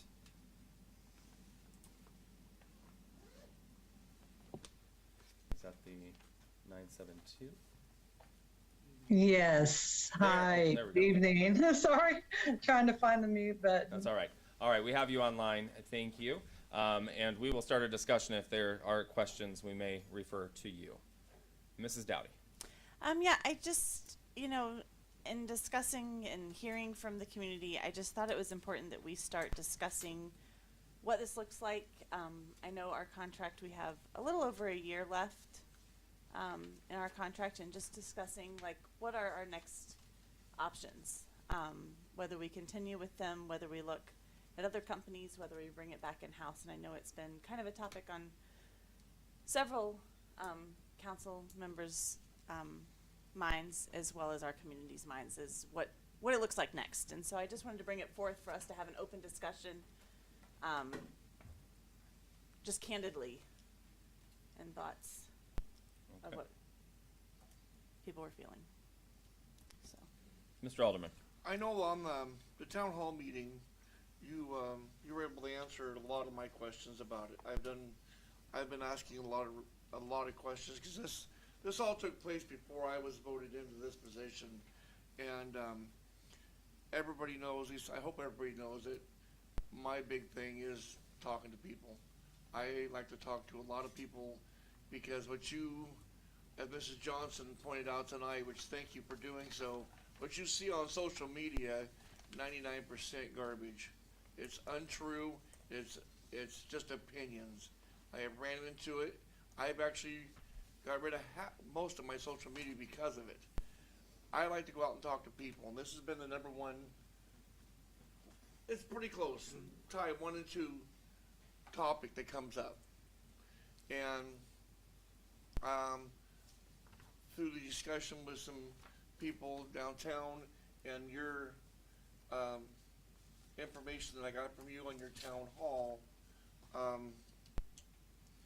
it's a lot clearer to me now. I think it was at the time, I think it was a good thing that happened because it pointed out some things that were taking place in-house that we wouldn't have known if we didn't do this. Am I sold on keeping it outsourced? I don't think I'm completely sold on that yet because I like keeping things. I don't like outsourcing, period. But I think at the time it was from what I understand, what was going on. I think a lot was learned from it, and we have another year to decide.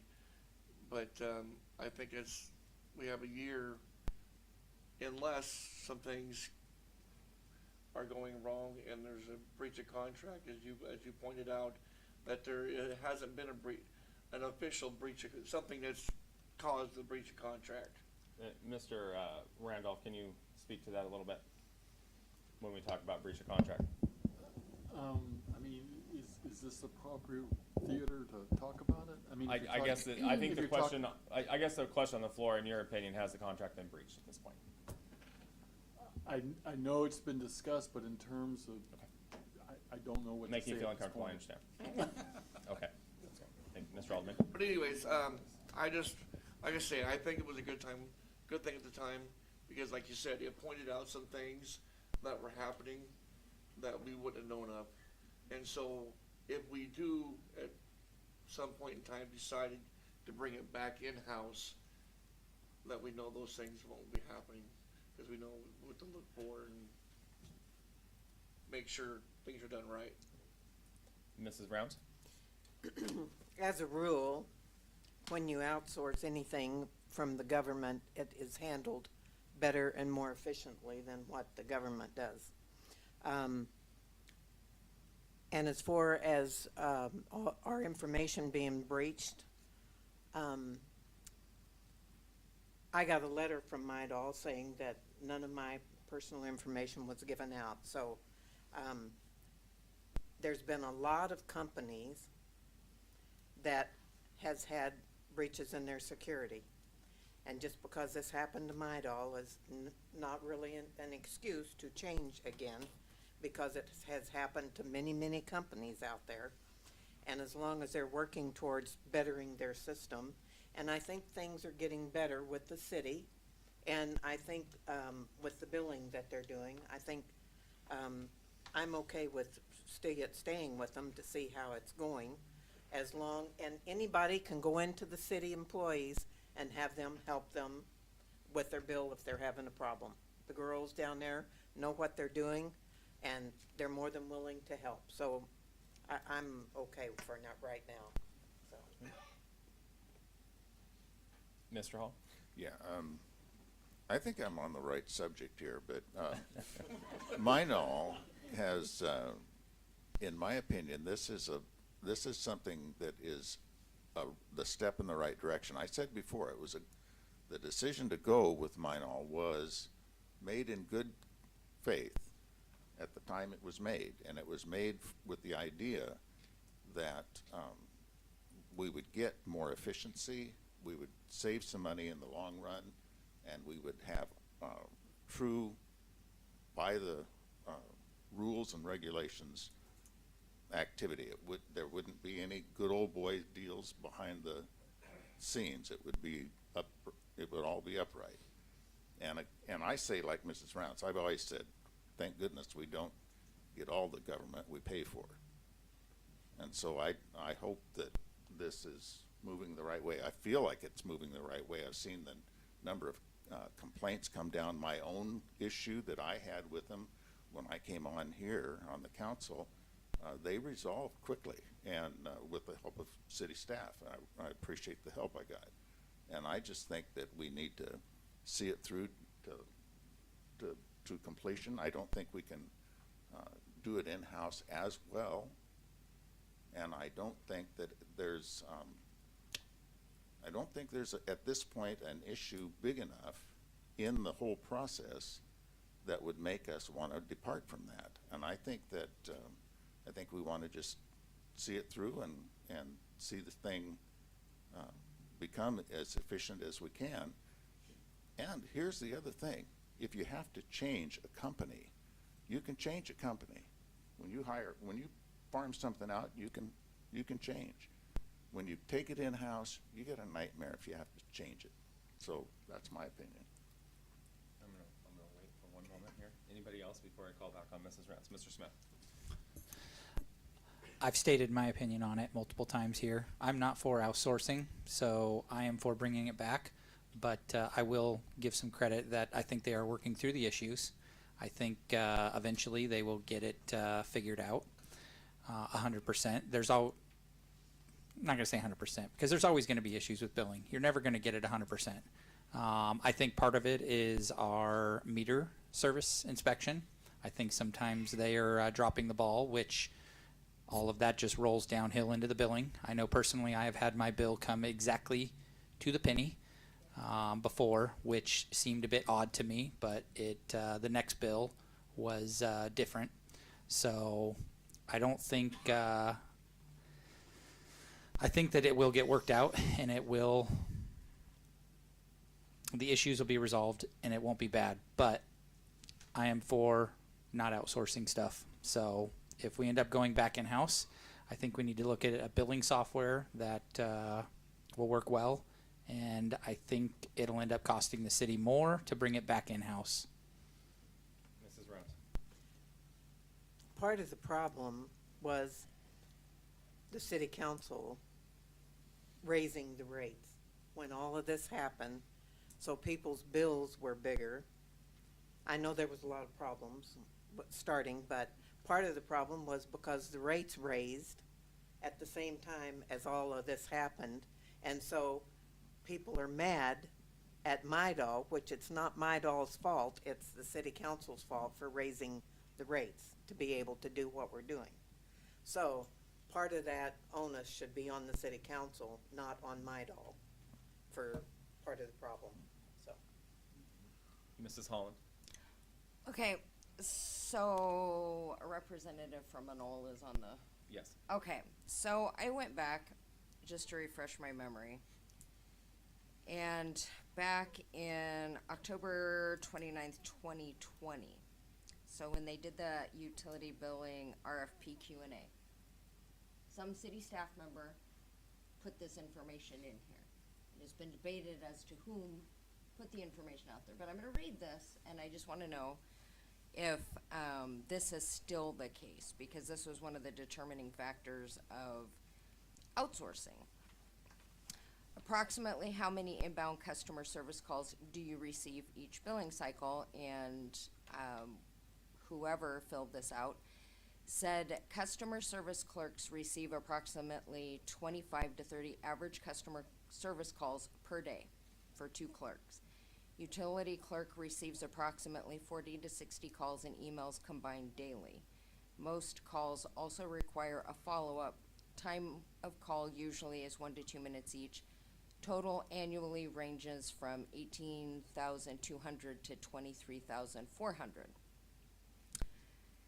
So that was one of the things that council had to work off of. So my question to the rep from Manol is how many daily calls, because that seems like an extreme amount of utility concerns on a daily basis for a clerk to handle. So I wonder how many calls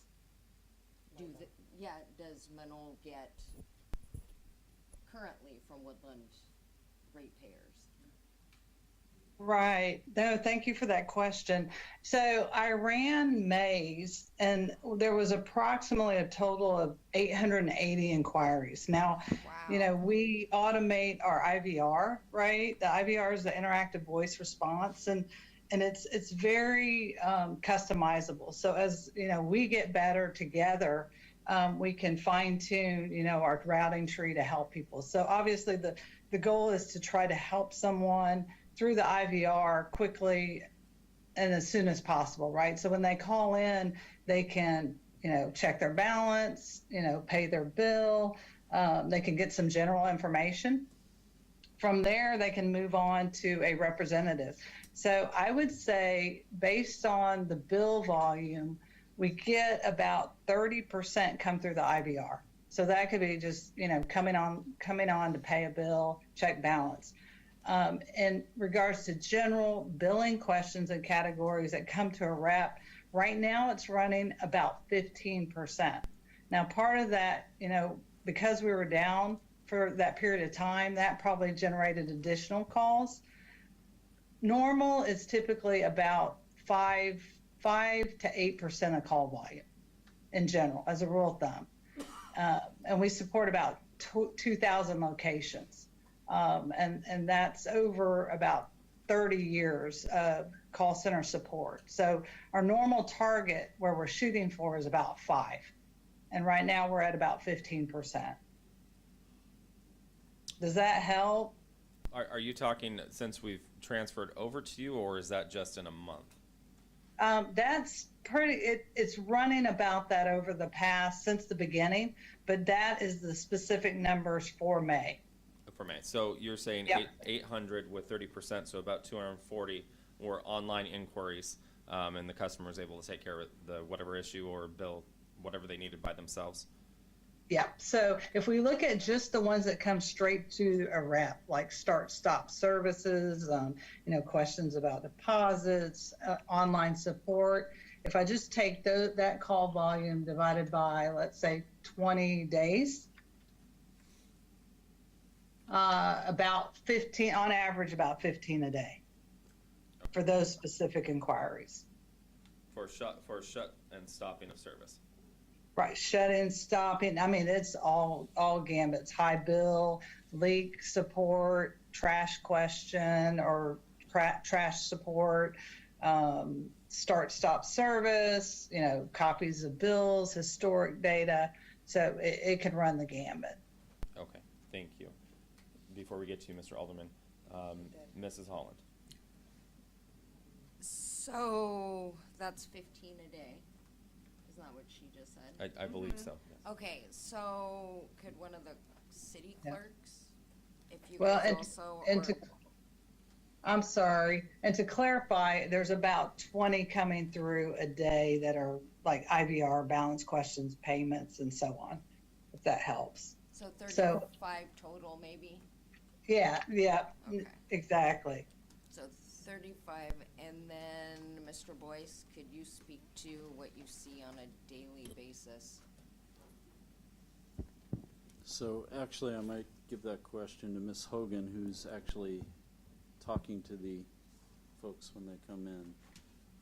We do have it split between Public Works and those folks that just come in to pay the bill and have general questions. I'm not sure on a daily basis. We don't see a whole lot of general questions very much anymore. Usually it's just people that like to come in and pay in person. The cases that need further, deeper research because there's billing errors, we send those over to Public Works so they can sit down with someone and really go deep dive through their account with them. So the clerks up front can help assist anyone else who's coming in the door. But like I said, our phones are hardly ever ringing anymore, but that was mainly our call volume before the transition. It was all utility calls.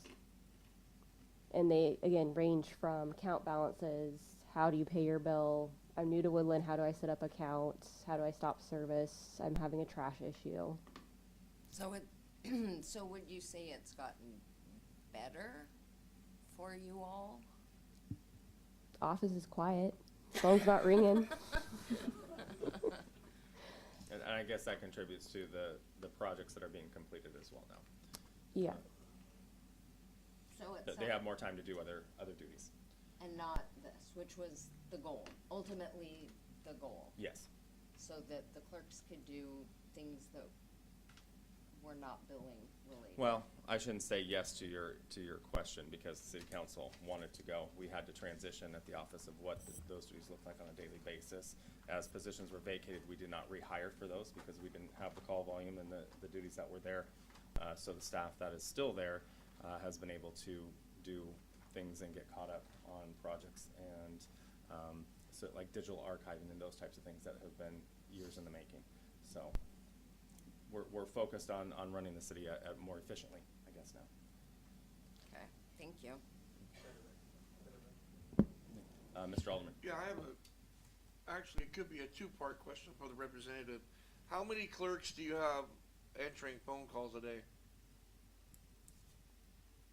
Approximately 20, but we have dedicated groups for specific cities and locations. Okay. So That leads Okay. into my second one. The biggest complaint that I hear from people now is if you have 20 people answering phones and you're only getting 35 calls a day, the wait time they have to go through to talk to somebody and the promise of return calls that's never come. I absolutely, if someone comes into the city and states that they're having a hard time getting through, we've provided the team with contact information, cell phone numbers, so we can get back. Our average answer time right now for Woodlands is under 3 minutes. On average, it's 1 minute, 44 seconds. So There are going to be times though when, we may have 40, 50 plus calls coming in. So, but on average, we're working those call times to keep those down, and we always want to be available. So, if we find out that someone's had a hard time at a certain time of the day, we can schedule a call back, or I have 3 managers, supervisors that, on demand, we will reach back out to a customer. We absolutely want to make sure we're taking care of them. We're constantly, using the tools through our call center platform. We upgraded it 3 years ago. So, we continue to work to try to analyze the metrics to be able to, fine tune that staffing, because we're basically, providing coverage from 7 a.m. to close to 7 p.m. here Central Time. So it definitely is a science in fine tuning the staffing, and the coverage times. There's some times where higher volume at lunch, depending on, when bills go out for certain routes. So we continue to work to fine tune that. And we absolutely, want to do our very best to get to calls as soon as possible. I appreciate that. Like I said, that's been the big concern. That's why I asked how many people you have answering phones, because they're actually talking to people or the voicemail, however it goes, that they'll be getting a return phone call, which never comes. So that's a big concern. But thank you for your time. No, thank you. Mrs. Dowdy. Follow up on that question. Is there a busier or a non-busier time that is better for customers if they're having non-emergent issues?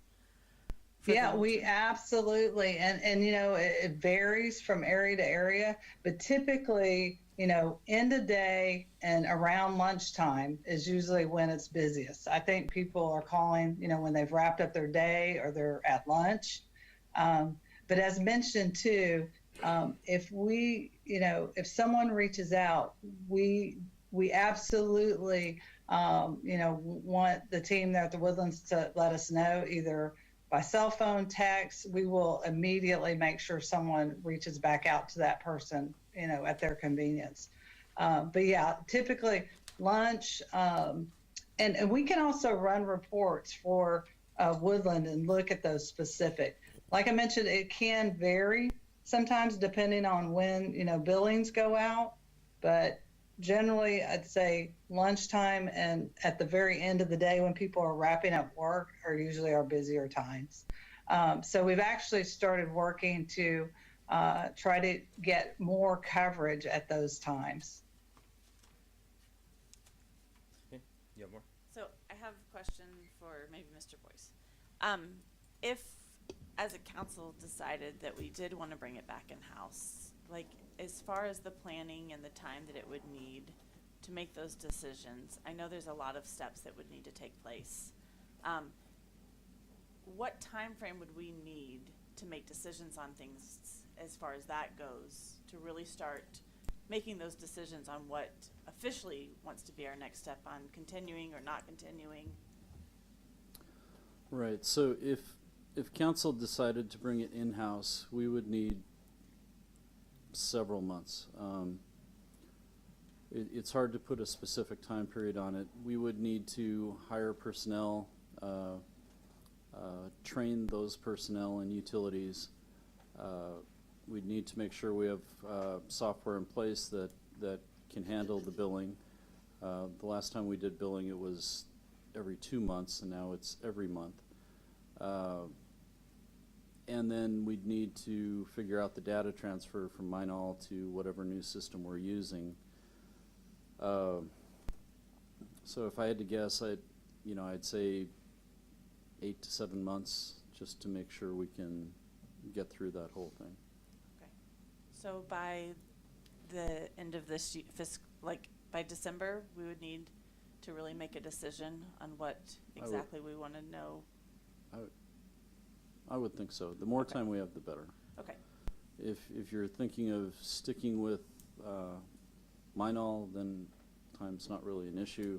If you're thinking of going to another company, we'd probably need at least 8 months again. Because we'd have to go out for proposals, evaluate those. Council would have to determine which company we wanted to use, and then there's the implementation again. You have data transfer, all of that.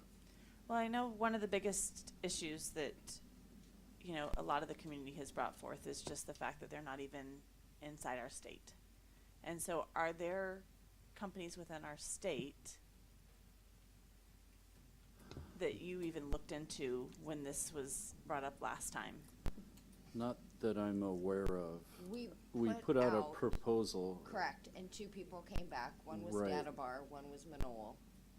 And Manol they have an office in Seattle, if I remember correctly. Right. Maybe Andrian can speak to that, but I believe the rep we're dealing with, Kevin, can't remember his last name, I'm sorry. Marcinek, that's correct. Right, he was out of Seattle. Right. So Manol actually has a physical office and rep in Seattle. Yes. Okay. But I believe the billing happens in Yeah. Texas. Yes, our U.S. corporate office is headquartered in Dallas, Central here in Texas. Mr. Smith. I don't think we can take a vote up here right now, but I guess I don't think we want to get to a vote of a point where we're extending the contract if people are wanting to go away from the contract. So I feel like we need to either have something in front of us to say, look into software for billing, or not. And if we're going to look into software, I think that's the writing on the wall for mine all at that point. The other thing I think one thing I remembered here that shocked me was the credit card fees as far as Minol and what they charge. Apparently the government can process credit card fees better than Minol, or cheaper, I should say. I think there was some sort of rules regarding that, if I remember correctly, between a conversation with you and I, Pete. Right, so I believe local governments can get a better rate than a private company. Yeah. And that's how the credit card fees changed. Yeah, I think it was either double, triple the cost for processing credit cards through Minol.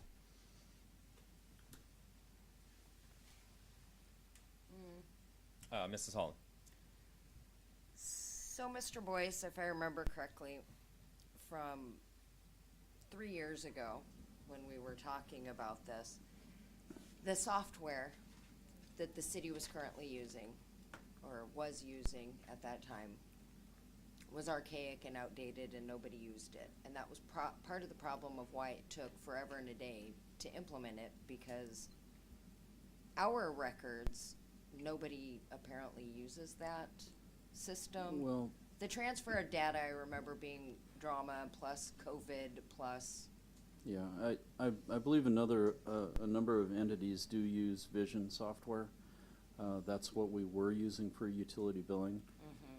You know, I'm not a software expert, but it was difficult doing the transfer. We're looking around right now for additional, you know, a different financial software package, which could include utility billing. So we're doing some demos right now, seeing what's out there. So there are other systems that can do this. One of the issues with the old software was, and I'm not sure if we haven't looked into it because we're using Minol right now, but we have the tiered rates, and it wasn't showing up on the bills before, so a lot of customers were surprised when Minol started their billing and it showed the tiered rates. So we were charging customers that way. It's just the customers didn't have the information because the software, my understanding was, couldn't provide that level of detail on the bill. So we want to make sure whatever program we choose, it gives everybody as much detail as possible so they can understand what's being billed and why. Gotcha.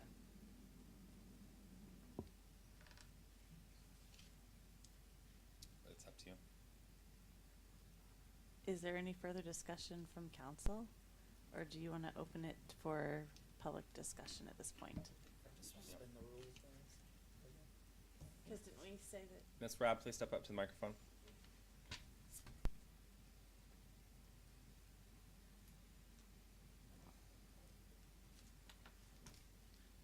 I just wanted to make the comment that we didn't have a tiered water payment billing system before we went to Minol. So whether or not Vision can or can, I'm not sure, but we weren't tiered, and that the tier started when we went to Minol. Because we were at 0.0296 for no matter how much water you used. And the tiers started with the change, didn't it? Ms. Coleman, can you answer that? We did have the tiered system before we started with Minol. Oh, okay. Thank you. Can we ask questions to Minol? I don't know that that's the right appropriate venue for that right now. You can ask council. Okay. Well, one of my questions is, what's the longest time it's taken to resolve an issue? And if there's any issues that haven't been resolved? Let's see. We are keeping track of those. The ones that are taking longer to resolve are being handled in-house at this point. Yeah. I can't see Ms. Coleman right now, but we have a public works employee that is the point of contact, so there's no confusion, and those are being tracked by her to ensure that they are being handled and completed and answers given. Yeah. And then the representative from Minol was saying that 30% were IVR and 15% were with a rep, but that leaves 55%. That's what? That was my other question. Go ahead, Ms. Basson. Oh, I'm sorry. No, No, I was just giving the percentage of calls against bills that generally call in or contact the IVR.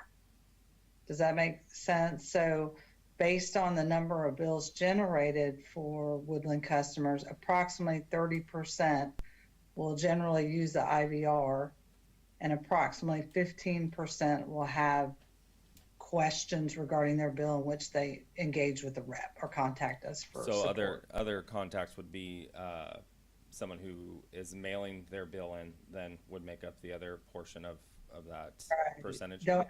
Correct. Don't have questions, just mailing their bill in. Correct. Okay.